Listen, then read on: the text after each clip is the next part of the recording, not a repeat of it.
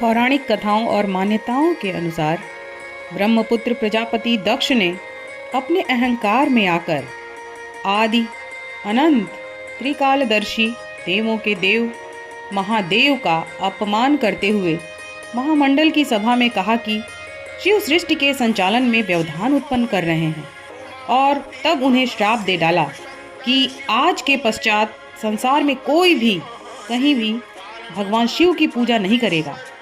इस शाप के फलीभूत होने के कारण शिव की पूजा शापित हो गई और सृष्टि में असंतुलन उत्पन्न होने लगी। समयांतराल प्रजापति दक्ष का अहंकार बढ़ता रहा।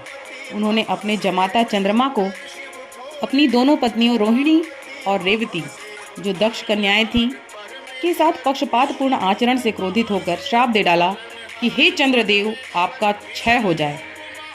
ऐसी विषम परिस्थिति में चंद्रदेव के पिता ऋषि अत्रि तथा माता अनुसुईया और समस्त देवतागण भगवान शिव के पास जाकर अनुनय विनय करते हैं कि हे कालों के काल महाकाल, आप जगत कल्याण के लिए चंद्रमा को श्राप से मुक्त करें प्रभु।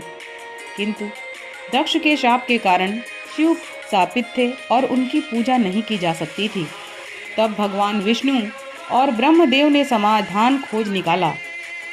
कहा कि जब प्रजापति दक्ष ने शिव को शाप दिया था तब शिव और शक्ति अलग थे, अर्थात शिव का एक भाग ही शापित हुआ था, शिव के एक भाग को ही शाप मिला था। शिव का दूसरा भाग अर्थात सती अब भी शाप मुक्त हैं। यदि हम सती की पूजा करें तो शिव का क्रोध शांत हो सकता है और शिव शाप से मुक्त हो सकते हैं। भगवान विष्णु और ब्रह्मदेव ने माता सती से निवेदन किया कि हे देवी सती, आप शिवलिंग को धारण करें तो हम शापित शिव की पूजा पूर्ण कर सकते हैं। इस प्रकार माता सती ने शिवलिंग को धारण किया। तब भगवान विष्णु और ब्रह्मदेव ने मिलकर शिव जी की विधि विधान से पूजा अर्चना संपन्न की।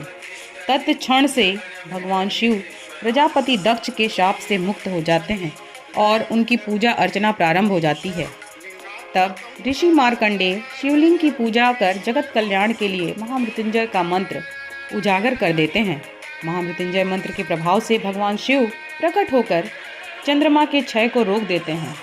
चंद्रदेव से कहते हैं कि हे चंद्रदेव, आपका अपराध क्षमा योग्य नहीं, किंतु संसार का संतुलन बनाए रखने के लिए और सृष्टि के कल्याण के लिए मैं आपको जीवन दान देता हूँ। मैं दक्ष के शाप से आपको मुक्त तो नहीं कर सकता, किंतु आपको शीश पर धारण कर अभय दान देता हूँ।